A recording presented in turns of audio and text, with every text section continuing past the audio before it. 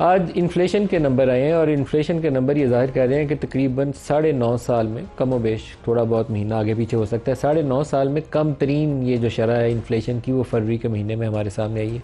अफरात sir का जो number है सरकारी दादोशुमार के मुताबिक वो है 1.52%। और इसका जो साथ जुड़ा हुआ एक नंबर हम देखते हैं वो है कोर इन्फ्लेशन का, जिसकी बेसिस के ऊपर पॉलिसी रेट बनाया जाता है। तो वो भी कमो बेश स्टेबल ही चल रहा है पिछले 3-4 महीनों से, 7.8 परसेंटेज पॉइंट के करीब है। तो ज़्यादा बुरा नंबर वो भी नहीं है, बहुत उसमें मैसिवली डिक्लाइन नहीं है। नॉन फूड और नॉन एनर्जी जब निकालते हैं तो उसकी बुनियाद के ऊपर आप पॉलिसी रेट भी देखते हैं कि गोइंग फॉरवर्ड क्या होगा। तो 1-2 परसेंटेज पॉइंट पॉलिसी रेट में फर्दर रिडक्शन की आसानी के साथ गुंजाइश अभी मौजूद है, जिसको स्टेट बैंक ऑफ पाकिस्तान अगर गौर कर ले तो ज़्यादा एक प्रैक्टिकल अप्रोच होगी कि आइंदा आने वाले महीनों में इन्फ्लेशन हेडलाइन बहुत नीचे आ गई है, आपकी जो कोर इन्फ्लेशन है वो भी एक जगह पे स्टेबल है, तो अब पॉलिसी रेट को 1-2 परसेंटेज पॉइंट नीचे मज़ीद गिरा दिया जाए।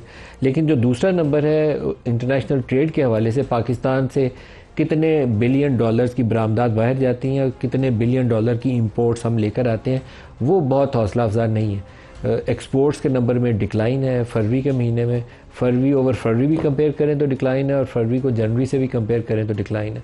तो वो एक ऐसी नेगेटिविटी है जो पाकिस्तान को बैलेंस ऑफ पेमेंट्स की मुश्किलात से दुचार करती है। उसी के सबब हम वो खसारे पूरे करने के लिए कभी IMF के पास जाते हैं तो कभी दोस्त मुल्कों से गुजारिश करते हैं कि हमारे जो कर्जे हैं उनको रोल ओवर कर दें। ये अगर खसारा 15 अरब डॉलर के करीब हो चुका है ट्रेड डेफिसिट पहले 8 महीनों में, जब साल का अख्ताम होगा तो ये 20 अरब डॉलर पे पहुंच जाएगा।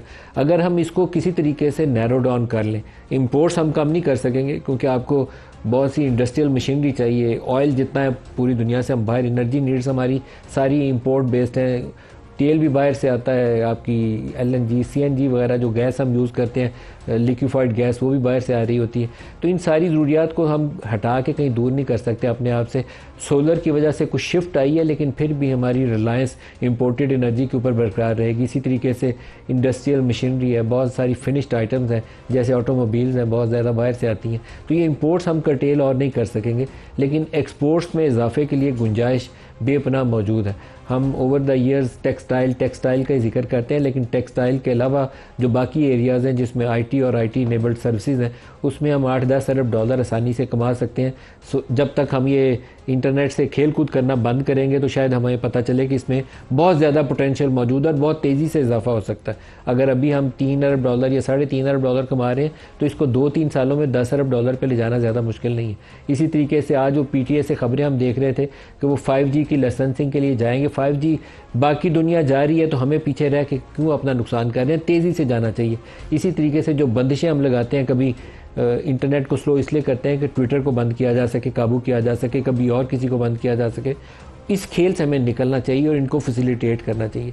टेक्सटाइल में भी स्कोप है, लेकिन जो सब्सटेंशियल इंक्रीज़ पाकिस्तान को मिल सकती है वो IT और IT इनेबल्ड सर्विसेज में है, जिसमें गुंजाइश भी है और उसके ऊपर काम भी करना चाहिए।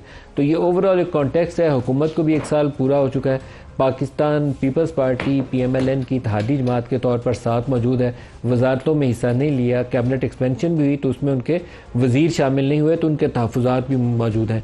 एक बिलावल भुट्टो की मुलाकात कहा जा रहा है कि शायद कल प्राइम मिनिस्टर ऑफ पाकिस्तान से होगी और इन तहफ़्फ़ुज़ात का दोबारा उसमें डिस्कस किया जाएगा कि गोइंग फॉरवर्ड इस रिलेशनशिप को कैसे आगे लेकर चलना है।